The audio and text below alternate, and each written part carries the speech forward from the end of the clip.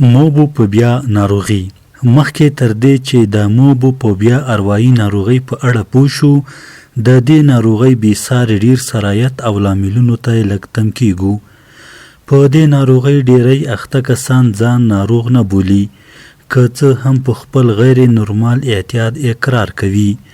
په داسې حال کې چې په موبوفوبیا اخته کسان جوړ بولي، خو د دوی ترڅنګ نور کسان په زیرک ټلیفون د معتاد کس له لیدلو یا له دوی سره له یو ځای کار کولو یا یو ځای اوسېدو څخه کړېږي. پوهېږم چې د دې کوچنۍ اشارې لوستلو به د خپل ځان په اړه هم اندېښنه در اچولې وي، ځکه چې نن سبا د عامه اړیکو وسایل په تیره بیا زیرک ګرځنده د ټلیفونونو ډیرو ته لکه د خپل وجود نه بیلیدونکې برخه ګرځېدلې، چې نه یوازې ترې ځان نشي بیلولی بلکې له موقتي لرېوالي هم ځورېږي. د 2020 کال د شمیرنو پر اساس د نړۍ 91 سلنه وګړي له 2.6 میلیارد موبایل ټلیفونونو کار اخلي. دا کوچنۍ وسیلې که له یوې خوا د اړیکو په ډګر کې بېساری انقلاب راوست او بشر ته یې په خپل ذات کې ډېرې اسانتیاوې رامنځته کړې، خو ترڅنګ یې روغتیایي او رواني ستونزې هم پیدا کړې چې ورڅخه انکار نشي کېدای. په کار ده چې له دې ګواښونو څخه د خلاصون لپاره حتی الامکان وقایوي او د ژغورنې هڅې وشي. موبوفوبیا یعنی کله چې تاسو د خپل ګرځنده ټلیفون د سیګنل ورکېدو، اړیکو د پرې کېدو، د انټرنیټ د نه نښلېدو، د بیټرۍ د چارج خلاصولو او تر ټولو خطرناک دا چې د خپل ګرځنده ټلیفون د ورکېدو یا کوم ځای کې د پاتې کېدو په خاطر له بیړني اضطراب او ویرې سره مخ کېږئ. یقین لرم هر ګرځنده ټلیفون لرونکی له ورته حالاتو سره مخ شوی. موبوفوبیا ته ځینې وخت د نوبوفوبیا نوم هم کارول کیږي، چې د ګرځنده ټلیفون نشتوالي اضطراب مفهوم لیږدوي.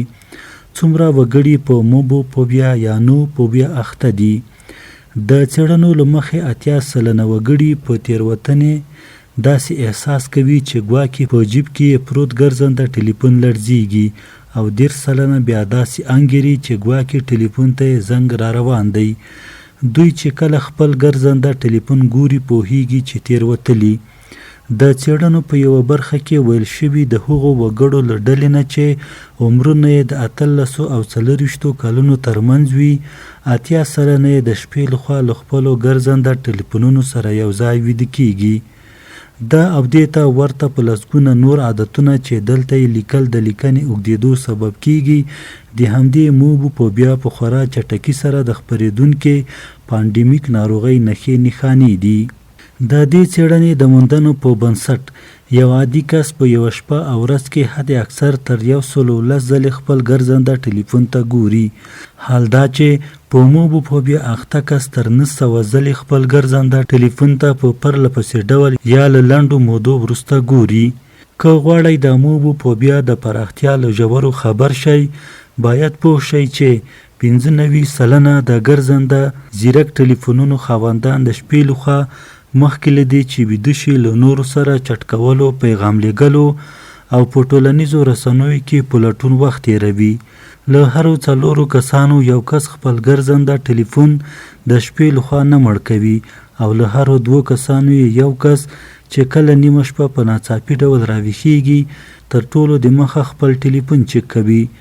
د موبوفوبیا نښې لکه څنګه چې ګرځنده ټلیفونونه د شخصي او منحصر فرد په انځورونو، لیکلو پیغامونو، غږیز پیغامونو او داسې نور محرم محتویاتو ډک وي، په همدې خاطر یې خاوند د ناڅاپي ورکېدو څخه ویره لري تر څو یې محرم ډاکومنټري د نورو لاسته ورنشي.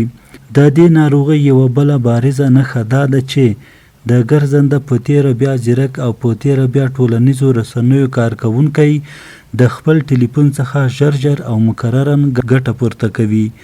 دوی ان د کار په درشل کې د نویو پیښو، غبرګونونو، پیښو او پیغامونو د ترلاسه کولو په تمه شیبه په شیبه خپل موبایل سکرین ګوري.